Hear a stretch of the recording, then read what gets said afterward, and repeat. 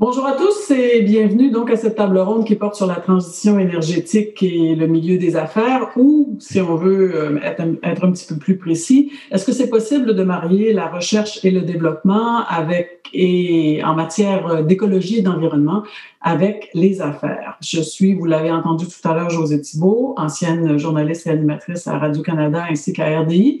Alors, pour discuter au cours des 40-45 prochaines minutes, j'ai avec moi trois invités. Monsieur Luc-Alain Giraldo, qui est le directeur général de l'INRS, l'Institut national de recherche scientifique.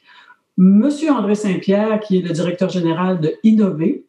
Et Monsieur Daniel Breton, qui est le PDG de Mobilité électrique Canada. Messieurs, bonsoir. Bonsoir. On va échanger pendant peut-être une quarantaine de minutes, je vous dirais. Et s'il y a des questions à la fin, il sera peut-être possible de rejoindre les gens par clavardage. Et donc, on va se garder quelques minutes à la fin, si c'est possible, s'il y a des questions pour que l'un ou l'autre d'entre vous puisse y répondre. Et avant de débuter les échanges, je demanderai à mes trois invités de se présenter brièvement et peut-être de parler de leur organisation en lien avec la table ronde à laquelle on participe. Et je commencerai par M. Giraldo. Merci beaucoup, Mme Thibault. Bonjour à tout le monde. Écoutez, l'INRS est un établissement universitaire particulier, une expérience qui a débuté en 1969. Nous sommes un établissement universitaire sectoriel, donc à l'image de la recherche industrielle et gouvernementale. Au lieu de faire de la recherche disciplinaire, nous faisons de la recherche interdisciplinaire axée sur des problèmes stratégiques pour la société québécoise, et c'est notre mission de faire cela. Nous faisons que de la recherche et que de la formation au cycle supérieur dans 4 grands domaines stratégiques pour le Québec: l'énergie, les matériaux, les télécoms, l'eau, la terre, l'environnement, l'urbanisation, la culture et la société, ainsi que la santé et les biotechnologies. Parfait. Monsieur Saint-Pierre? Merci, Mme Thibault. Alors, bonjour, ça me fait plaisir d'être avec vous aujourd'hui. Mon nom est André Saint-Pierre. Je suis directeur général d'Innover, Innovation en énergie électrique. Notre mission est de supporter la recherche collaborative, et ce, afin d'améliorer la compétitivité des entreprises qui œuvrent principalement dans le secteur de l'énergie électrique et de l'électrification des transports. De par notre mission et nos secteurs d'activité très verts, il me fera plaisir de partager avec vous mes idées avec mes collègues sur le panel d'aujourd'hui. Très bien. Monsieur Breton? Bonjour, mon nom est Daniel Breton. Je suis le président-directeur général de Mobilité électrique Canada. Mobilité électrique Canada existe depuis 2006. C'est une des plus anciennes organisations consacrées à la mobilité électrique au monde. La mission de Mobilité électrique Canada est fort simple. C'est d'accélérer par tous les moyens possibles la transition vers la mobilité électrique, que ce soit pour les véhicules légers, les véhicules lourds, que ce soit en recherche, en développement, que ce soit dans le secteur minier, dans la fabrication, que ce soit pour les associations. Nous avons comme membres aussi bien des fournisseurs d'électricité que des représentants d'infrastructures, que des fabricants de véhicules, que des villes, que des syndicats. Donc, c'est tout le monde à travers le Canada, de la Colombie-Britannique au maritime, qui veulent faire en sorte d'accélérer l'électrification des transports. Et comme on peut le voir ces temps-ci, moi qui travaille là-dedans depuis 20 ans, on voit qu'il y a vraiment une accélération de l'électrification des transports depuis quelques mois, avec des annonces en Colombie-Britannique, au Québec et même au fédéral. Merci à vous trois. Je commencerai peut-être avec une première question à M. Giraldo.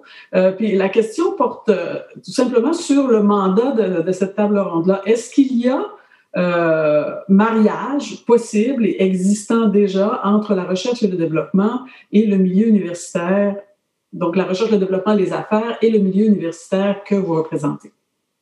Oui, ben, c'est une excellente question et ça fait partie de la mission même de l'INRS que de faire de la recherche en relation avec les entreprises et d'autres constituants de la société. Mais là, puisqu'on parle de business avec les entreprises, on a une longue histoire d'association avec la recherche en énergie. Vous savez, l'INRS, c'est l'institut qui a fait la plupart des grands calculs pour la planification de la baie James.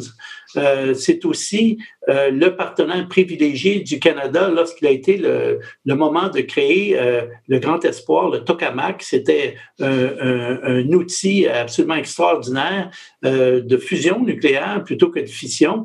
Un projet qui a été mené à Varennes à grands frais, mais dont l'INRS avait une grande responsabilité. Et aujourd'hui, on continue à avoir des exemples de travail, par exemple, sur la séquestration du CO2, sur la génération de nouveaux carburants, sur le solaire, etc. Et dans tous ces cas-là, on a des collaborations avec des partenaires industriels. Peut-être que je m'adresserai à ce moment-là, M. Saint-Pierre. Est-ce que c'est difficile de trouver le bon chercheur ou la bonne organisation pour pouvoir aller de l'avant avec les projets que vous défendez? Non, c'est relativement facile. Le contexte académique est assez bien connu d'Innover. Innover, effectivement, notre mission, c'est de mailler des industriels et des chercheurs ensemble pour réaliser des projets de recherche dans deux secteurs d'activité. Le secteur d'activité qui nous intéresse beaucoup aujourd'hui, le développement durable qui touche l'énergie et l'électrification des transports. Ce qu'il y a d'intéressant à comprendre, c'est que c'est de plus en plus populaire de travailler en collaboration ensemble, de collaborer les industriels avec, par exemple, les académiques. On le voit très bien, Innover existe depuis 8 ans et la courbe est exponentielle. Donc, il y a une grande volonté des entreprises, des petites, des grandes entreprises à travailler avec des universitaires. Aussi bien, ce que je disais, c'est les petites que les grandes. Même les grandes entreprises, j'ai des exemples de projets dans lesquels, par exemple, de très grandes entreprises comme GE, Andritz, Alstom ont partagé des projets avec les universitaires. Donc, ça démontre que il y a des gros avantages à travailler en collaboration avec ces gens-là. Je peux en nommer quelques-uns, si vous me le permettez. Un des avantages, c'est on diminue le risque. Souvent, ces projets-là sont financés, sont subventionnés par des programmes de financement très intéressants du ministère. Donc, on réduit les risques, on réduit les coûts, on a accès à du personnel hautement qualifié. Également, on think outside the box. Ça permet aux grandes entreprises d'avoir des yeux différents qui se posent sur des problématiques avec évidemment une façon de voir les choses différentes et évidemment des infrastructures qui sont disponibles à l'intérieur des centres de recherche, des universités, que souvent les PME et même les grandes entreprises ne peuvent pas se payer. Monsieur Breton, vous êtes beaucoup en contact avec les gouvernements parce que vous devez influencer les politiques publiques.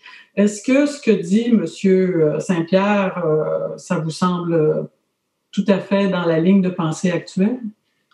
Absolument. Puis, et d'ailleurs, c'est drôle parce que, dans le fond, on s'influence les uns les autres. C'est-à-dire que lorsque les gens de l'INRS ou les gens d'Innover ou de Mobilité électrique Canada parlent au gouvernement, les élus, qui sont pas tous des spécialistes, qui sont pas tous des scientifiques, mais certains peuvent l'être, vont dire, comment est-ce qu'on peut faire en sorte d'aligner une volonté politique pour, par exemple, développer une filière scientifique précise ou une filière d'affaires précise et inclure ce type de filière-là pour faire en sorte qu'il y ait des fonds, qu'il y ait des programmes, qu'il y ait des projets qui soient développés.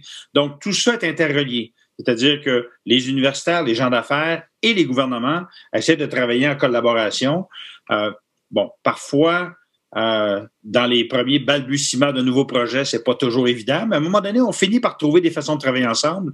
Et on le voit ces temps-ci, que ce soit au niveau du gouvernement du Québec avec son plan pour une économie verte, qui met beaucoup l'accent sur l'électrification des transports, qui dit, on va développer une batterie québécoise. Il y a du travail qui est fait depuis des décennies, par exemple, à l'Institut de recherche en électricité d'Hydro-Québec, ça se fait en collaboration avec des universitaires et ça se fait en collaboration avec des gens d'affaires. Fait que, il y a vraiment une interrelation qui est absolument indissociable. On ne pourrait pas avoir de recherche sans volonté politique et on ne pourrait pas avoir de volonté politique sans le domaine de la recherche des universitaires.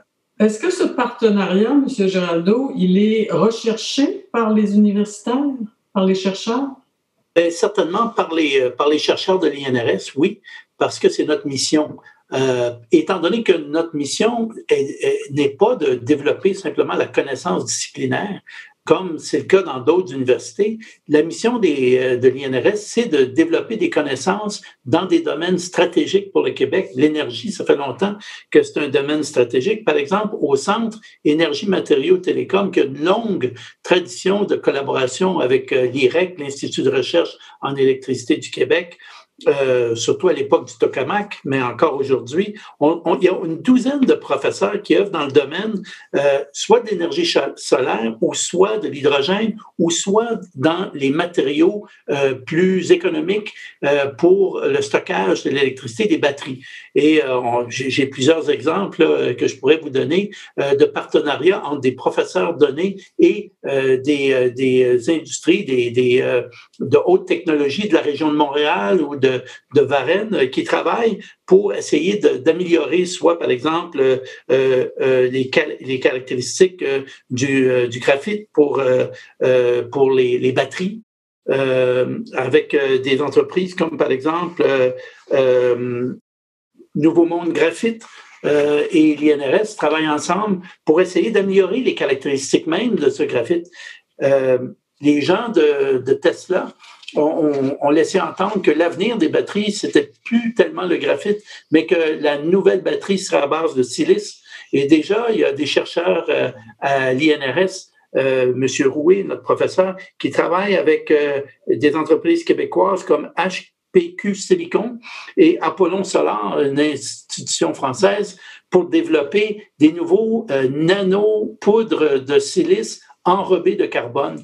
C'est comme de la science-fiction, mais c'est pour essayer de... Ce que vous nous dites, c'est qu'on est dans le concret. Oui, si on pouvait faire ça, ça règle certains des problèmes de la silice qui a tendance, lorsqu'on la met dans des batteries lithium-ion, de prendre l'expansion, de se craquer. En les recouvrant de carbone, ça les solidifie. Donc, il y a plein de recherches faites avec des collaborateurs industriels qui ont des capacités qu'on n'a pas, mais nous avons aussi des capacités, des lasers, des capacités de faire de la micro-nano-fabrication, etc. Donc, on s'échange nos expertises et tout ça, c'est pour le bien du Québec. Si on pouvait faire une batterie qui est légère et durable, qui peut se recharger à l'infini, ce serait vraiment une avancée extraordinaire. Monsieur Saint-Pierre, vos clients, ils recherchent quoi quand ils vont se chercher un partenaire dans une organisation comme l'INRS? Nos clients, ça peut être aussi bien des industriels que des académiques. Donc, chez les académiques, ce qu'on va rechercher, c'est de trouver évidemment un industriel qui a besoin d'une solution à une problématique qu'il vit, donc à la recherche de spécialistes qui ont des solutions.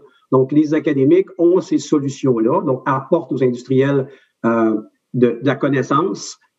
Également, au niveau ce qu'on peut chercher aussi au niveau des industriels, c'est quel autre industriel pourrait partager avec moi ce genre de projet-là et ce genre d'informations-là. Il y a un mythe et je me permets de glisser un peu, là. Il y a un mythe sur la recherche collaborative et je pense que c'est important de le démystifier. Et M. Giraldo, je pense que vous allez être très, très, très positif à cette idée-là.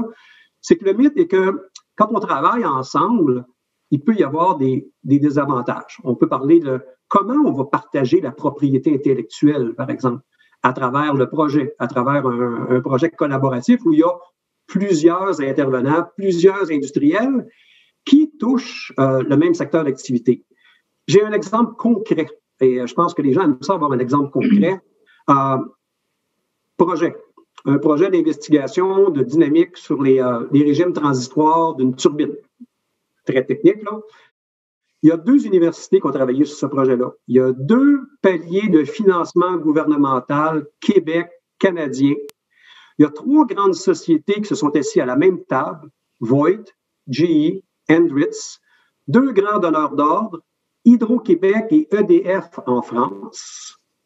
On a formé 10 étudiants en maîtrise, 5 au doctorat, 6 professeurs de 2 universités ont été intégrés, 3 chercheurs universitaires, 3 groupes de travail, 30 publications scientifiques, durée 5 ans, contribution 5 millions de dollars.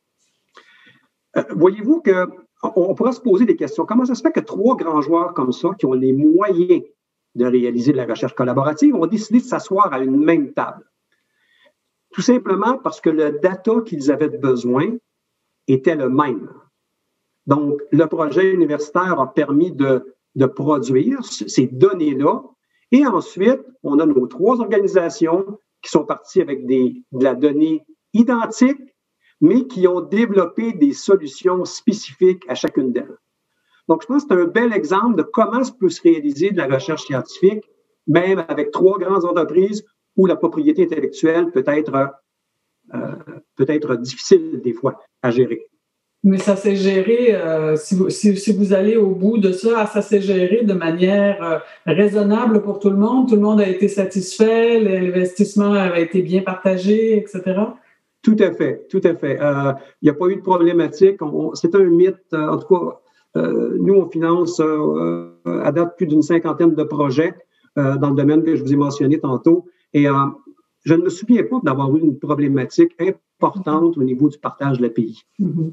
J'aimerais ça qu'on parle un petit peu des politiques publiques. Vous en avez mentionné un petit peu, vous avez parlé un petit peu de ça, M. Saint-Pierre, mais je m'adresserai plus à M. Breton à ce moment-là. Les politiques publiques, vous êtes familier avec le fait d'aller vous balader dans les officines gouvernementales, M. Breton, pour votre organisation, pour Mobilité électrique Canada.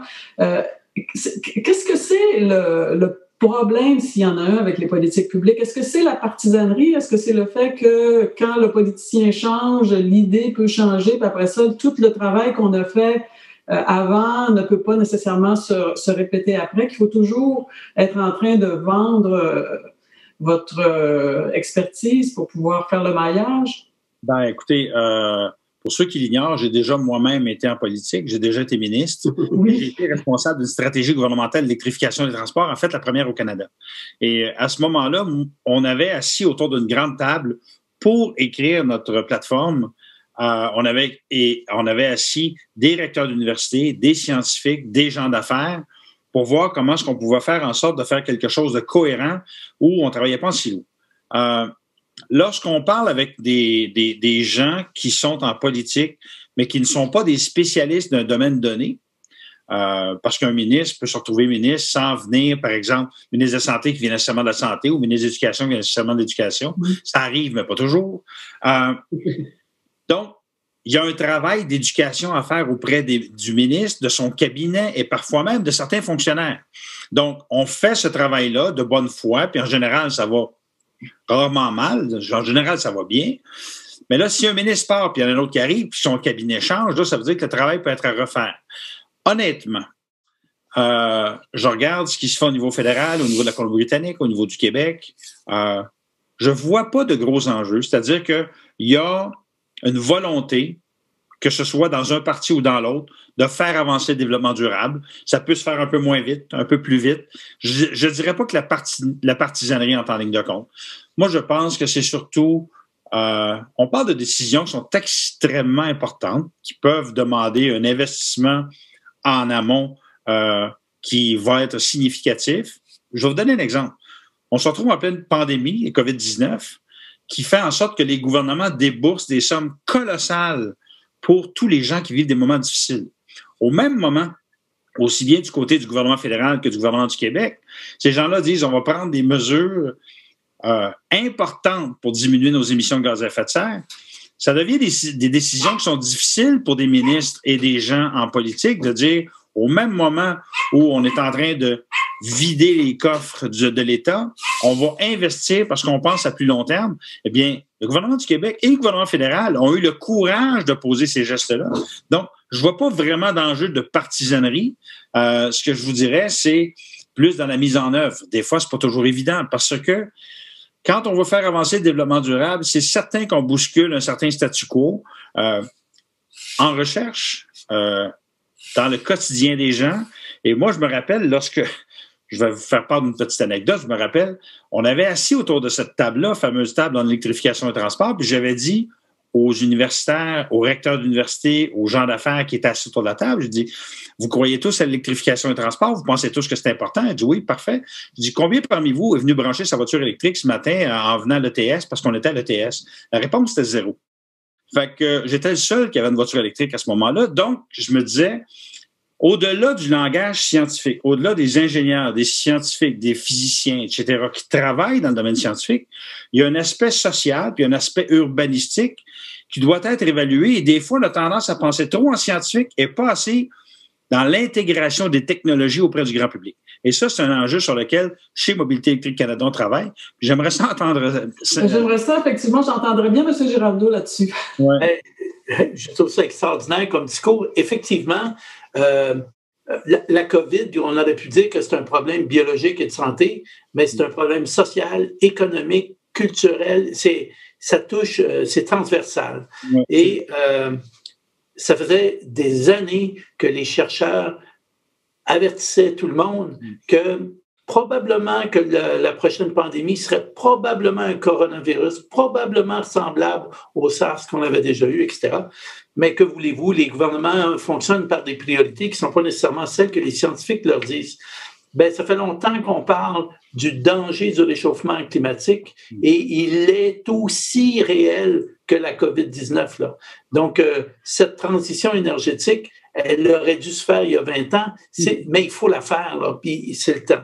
Alors, elle a besoin d'une approche qui est interdisciplinaire et intersectorielle. Il faut que les gens en sciences sociales soient les alliés des gens qui travaillent sur les batteries, parce que il faut que tout ça aille ensemble. Et à l'INRS, ben, on a cette possibilité-là, et c'est ça qui est extraordinaire. Tantôt, M. Saint-Pierre, vous avez parlé d'un projet où vous avez eu la possibilité de former des étudiants de maîtrise, des étudiants et des étudiantes et des étudiants et des étudiantes de doctorat. Mais ces personnes-là, là, on dit ça comme des statistiques, là, mais c'est des personnes hautement formées, hautement qualifiées, qui se retrouvent dans une société et qui se développent une carrière et en faisant ça, contribuent au développement de notre société, ont une idée, font un start-up, travaillent pour une petite entreprise ou une grosse, mais la contribution est importante. Et à ce titre, au Québec, on est encore à la traîne. Là. On s'est beaucoup amélioré avec la Révolution tranquille, puis les cégeps et la création du réseau de l'Université du Québec. Mais malgré cela, on est encore à la traîne. Et moi, je peine à l'INRS à trouver des étudiantes et des étudiants qui veulent s'investir dans des carrières ou faire des maîtrises et des doctorats pour pouvoir ensuite améliorer la situation, les solutions aux problèmes sociétaux. Il faut former des gens pour contribuer à ces solutions-là. Où sont-ils les Québécoises et les Québécois qui veulent participer à cet enjeu-là? Pourquoi pensez-vous, puis j'aimerais ça que les autres participent aussi à répondre à cette question-là, pourquoi pensez-vous qu'il y a peu d'intérêt de la part des jeunes qui font une carrière universitaire? Parce qu'il y en a plusieurs qui vont faire maîtrise, doctorat, postdoc. Et à un moment donné, pourquoi c'est difficile de les trouver, ces gens-là, ou de les intéresser? Qu'est-ce qui se passe? Est-ce que c'est à moi de vous adresser? Résistance au changement, je ne sais pas. Oui, je vous le demande d'abord à vous, puis ensuite aux deux autres. Ben, je vais vous dire, c'est largement déglorifié dans la société de faire des maîtrises et des doctorats. Il n'y a pas une fierté ici au Québec de faire encore davantage de PhD qu'en Ontario. On devrait en avoir une. Ces personnes-là vont changer notre société. Mais pour y arriver, ils vont gagner un salaire de crève-faim pendant les 6 années qu'ils vont étudier à faire leur doctorat ou les 2 ou 3 années qu'ils vont faire leur maîtrise, à moins qu'ils aient exceptionnellement accès à des bourses. Mais, et encore là, c'est bon, là, des bourses, alors que dans des pays scandinaves, par exemple, on les paye, ces étudiants-là. Ils sont payés pour aller faire des doctorats, ils sont payés pour faire des maîtrises. Alors, la société québécoise a un régime de prêts et bourses qui est intéressant, offre des bourses complémentaires, mais quelque part, il faut valoriser ces carrières-là. Alors, un étudiante ou un étudiant qui sort avec un bac, qui a la chance d'aller travailler puis gagner 45 000 $ par année, ou d'aller faire un doctorat avec peut-être 27 000, 28 000 $ par année, peut-être pendant 5 ans, 6 ans, renouvelables. Je pense qu'il y a moyen de trouver un accélérateur au développement de la capacité d'innovation du Québec et c'est toutes les universités qui contribuent à ça en fabriquant des PhD et des maîtrises. Monsieur Saint-Pierre, avez-vous de la difficulté à mailler les universitaires ou les chercheurs avec vos clients, les gens ou même les entreprises avec lesquelles vous travaillez? Ben, ce que je peux répondre à ça, c'est que c'est certain que s'il y avait plus de chercheurs, ce serait encore plus facile. Alors, actuellement, la demande et puis l'offre ont réussi assez bien à combler les demandes des industriels qui sont à la recherche de cerveaux universitaires. Ça va relativement bien, sauf que je suis loin d'être contre d'augmenter, d'avoir la possibilité d'avoir plus de chercheurs pour répondre encore mieux aux besoins. Et c'est intéressant de ne pas avoir seulement une solution dans son sac, mais d'en avoir plusieurs. Donc, je serais positif à l'idée, très positif à l'idée d'avoir plus de chercheurs, effectivement. Monsieur Breton, voulez-vous ajouter quelque chose? Oui, absolument. Moi, je peux déjà vous dire qu'en électrification des transports, que ce soit pour les chercheurs ou les ingénieurs, il y a un problème de main-d'œuvre. C'est-à-dire qu'on a de la misère à combler les postes actuellement. Mm-hmm. Et comme on prévoit une augmentation exponentielle du secteur de l'électrification des transports au Québec et au Canada, ça fait partie des enjeux sur lesquels on se penche présentement pour interpeller le gouvernement du Québec, le gouvernement du Canada, pour dire, écoutez, vous dites, le gouvernement fédéral a dit, on veut créer 1 million d'emplois dans le secteur des énergies vertes dans les prochaines années. Ben, je leur ai dit, c'est bien d'investir dans des politiques pour faire en sorte d'accélérer le développement des énergies renouvelables et du transport vert, mais il va falloir former des gens pour être capable de combler ces postes-là. Et pour le moment, j'ai pas vu de programme de formation, de programme de reformation aussi pour les gens, par exemple, qui ont perdu leur emploi dans un secteur qui est en déclin. Ça va être un défi important pour les prochaines années au Canada puis au Québec. Il y a comme, on en a parlé dans nos réunions préparatoires, mais il y a comme une éclipse médiatique dont on a déjà parlé concernant le fait que si on a beaucoup parlé du cancer et de la santé, là on parle beaucoup de la COVID, puis des impacts sociaux, tout ça est transversal, comme disait M. Giraldo, mais comment intéresser des gens à aller ailleurs quand il y a comme un effet de mode en ce moment qui fait qu'on est plus penché sur d'autres choses qui nous touchent plus présentement et peut-être que, je ne sais pas, est-ce que la société ne voit pas assez loin? Je m'adresse à qui veut bien répondre. C'est clair qu'on ne voit pas assez loin, ça c'est clair, parce que quand on regarde loin et on dit aux autres, personne ne le voit. Fait qu'il y a une espèce de problème de vision. Là, ça nous prendrait tous des bonnes lunettes.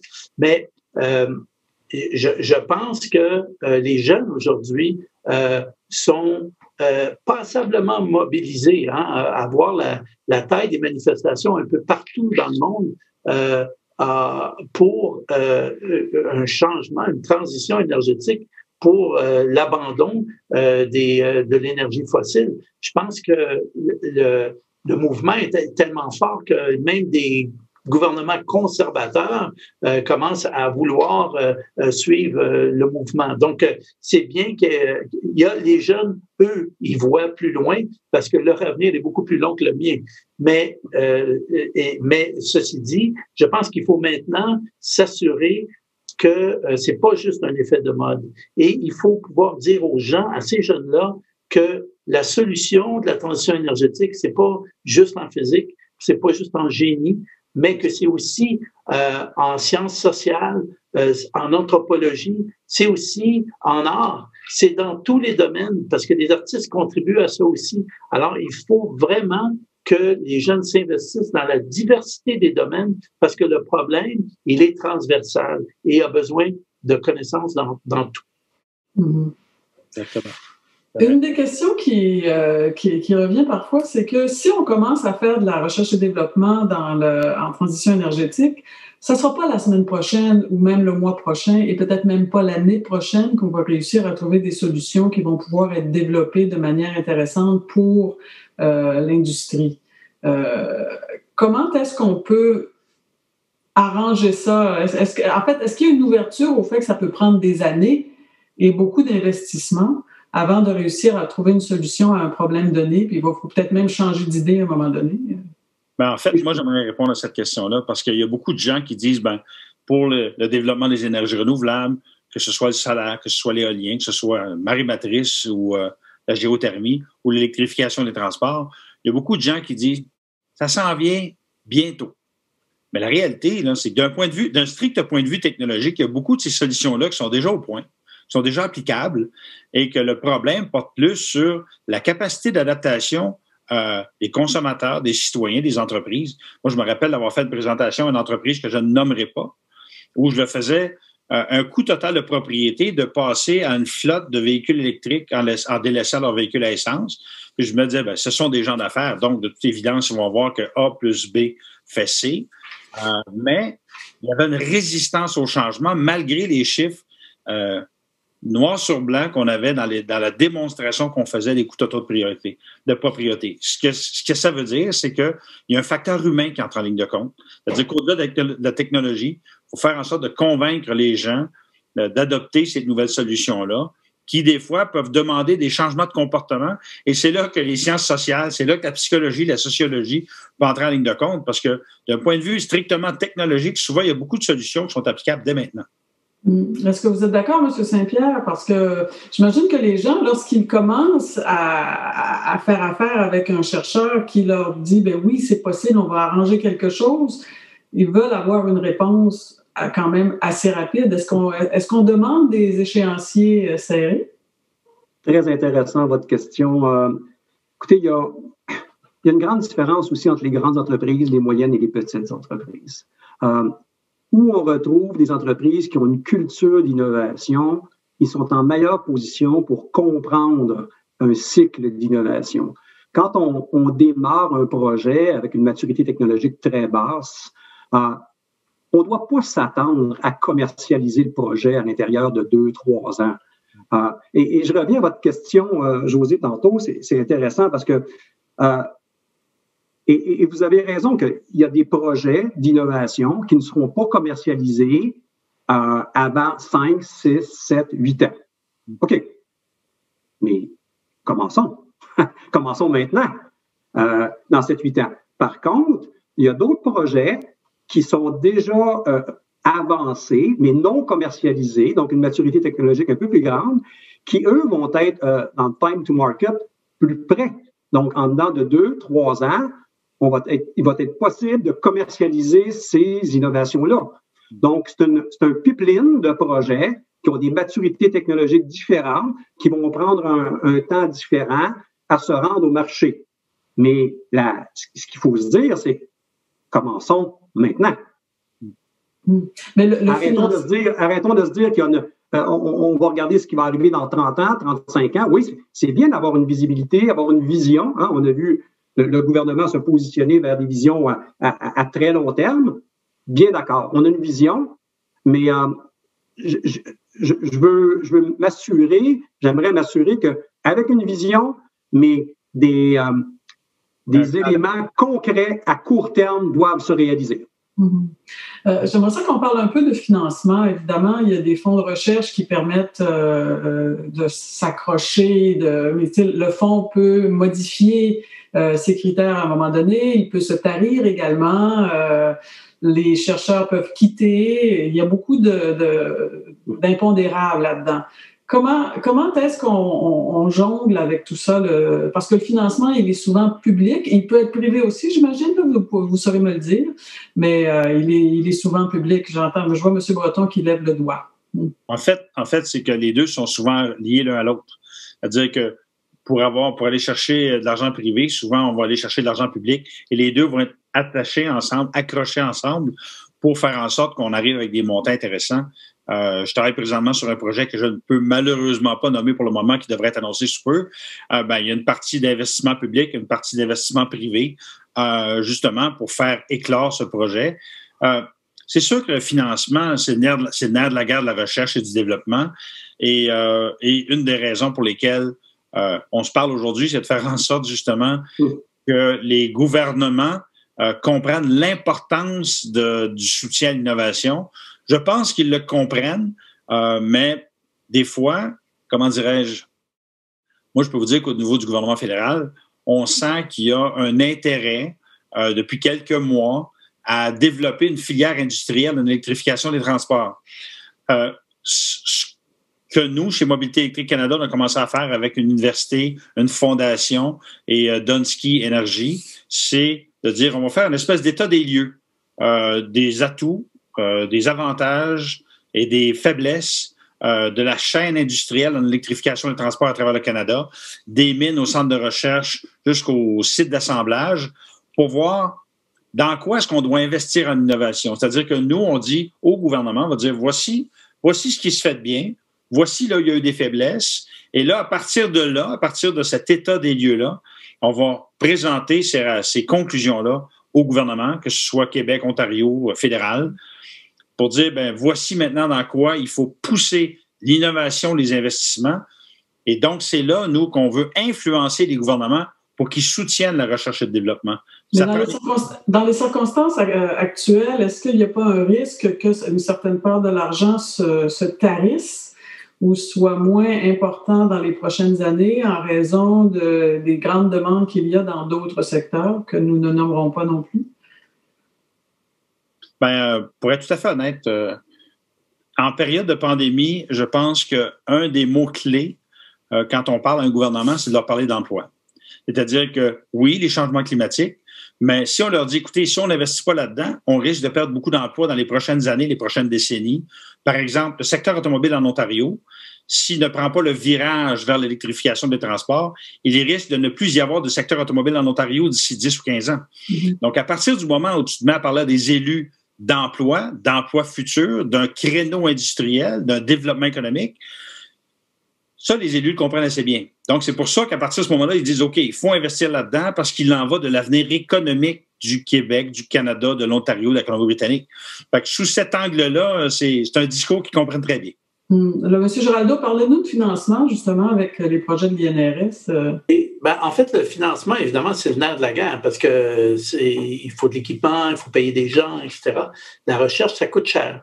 Mais je pense que le Québec et le Canada ont ceci de particulier que le gros du financement de la recherche vient à partir des contributions des contribuables.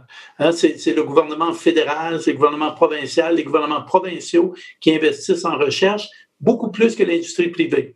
Et peut-être que ça s'explique aussi par le tissu industriel du Québec qui est plutôt parsemé de très petites entreprises et des moyennes et peu de grosses, là, les bombardiers de ce monde, il n'y en a pas tant au Québec. Donc, le gros du fardeau de la recherche est de la recherche publique.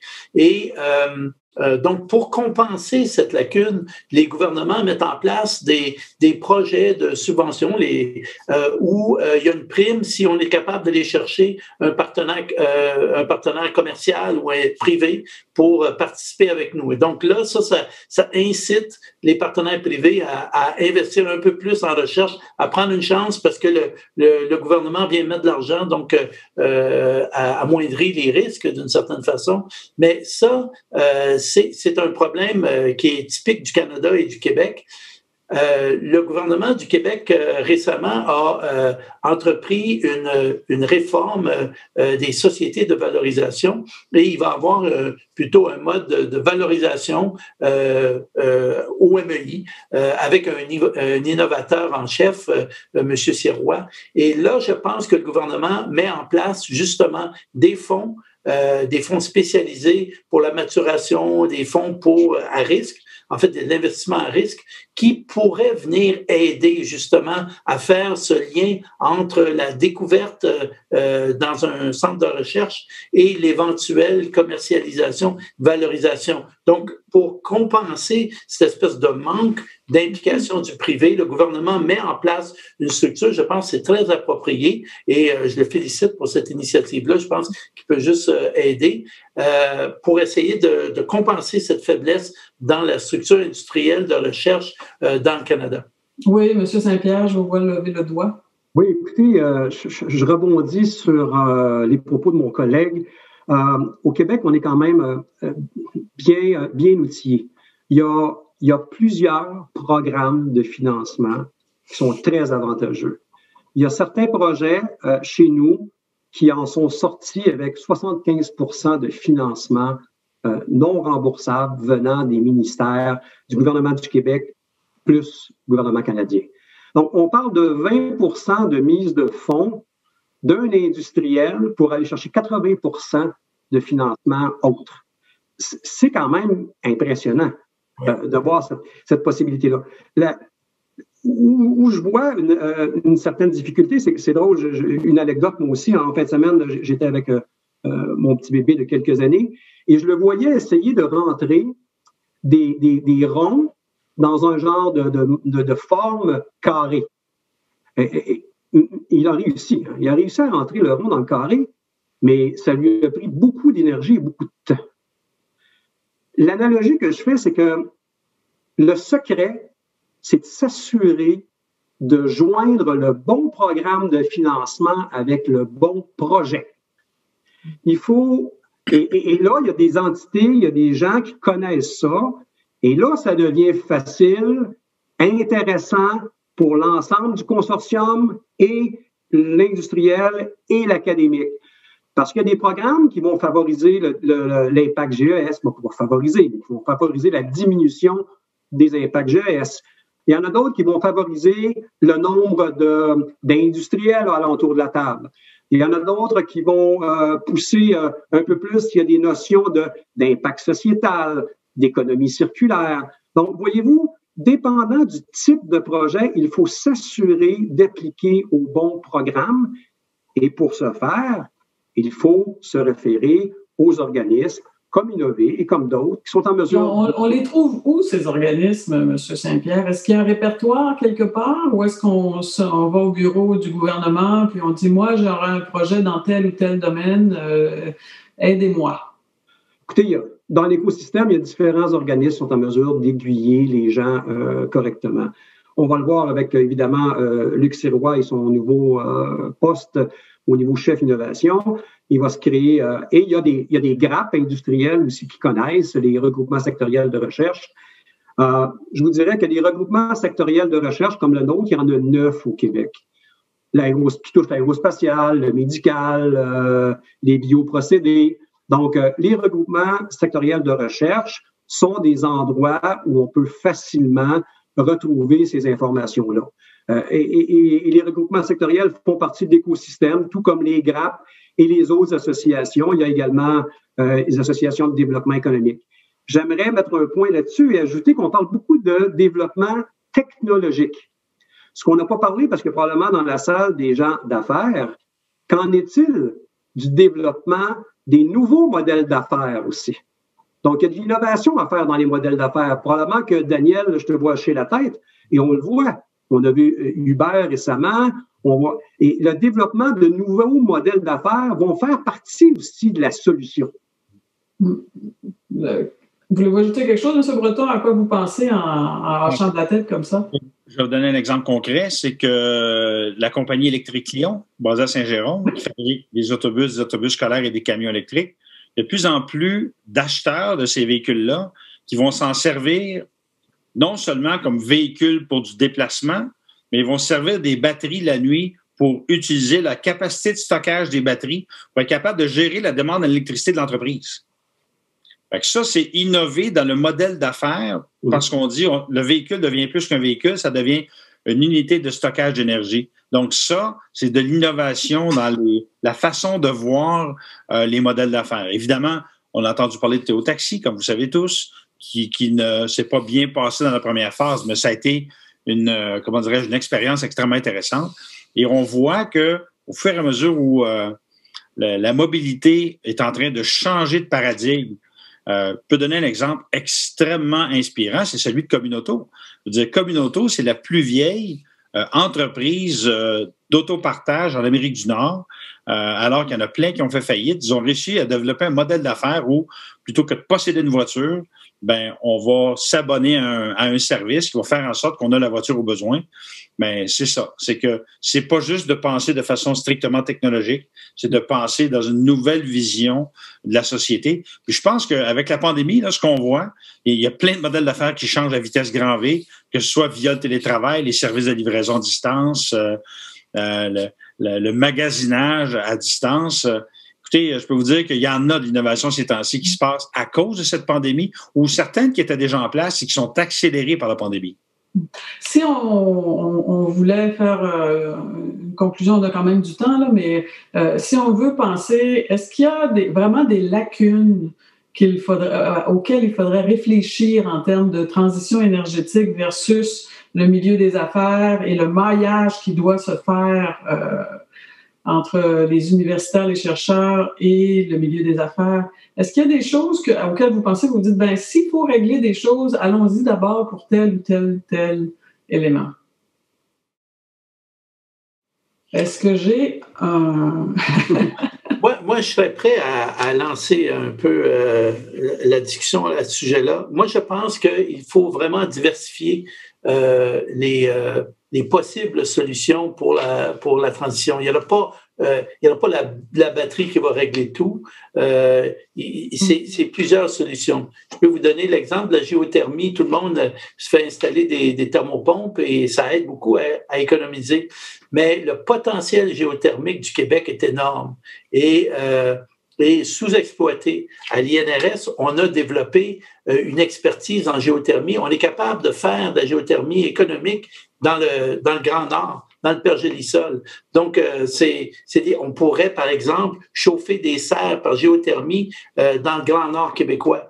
On pourrait aussi, on veut devenir autonome, donc les serres, ce ne sera pas juste de l'électricité, il va falloir utiliser la géothermie. Et il y a une composante sociale là-dedans, c'est que les gens imaginent la géothermie, c'est la petite thermopompe ou ça peut m'aider à chauffer ma maison, mais c'est les possibilités de la géothermie. Et comme je vous dis, l'INRS et son chercheur Jasmin Raymond, par exemple, a les bras ouverts pour attendre des possibilités d'application. Il y a aussi l'hydrogène, évidemment, qu'il ne faut pas négliger, soit pour des piles à combustion, soit pour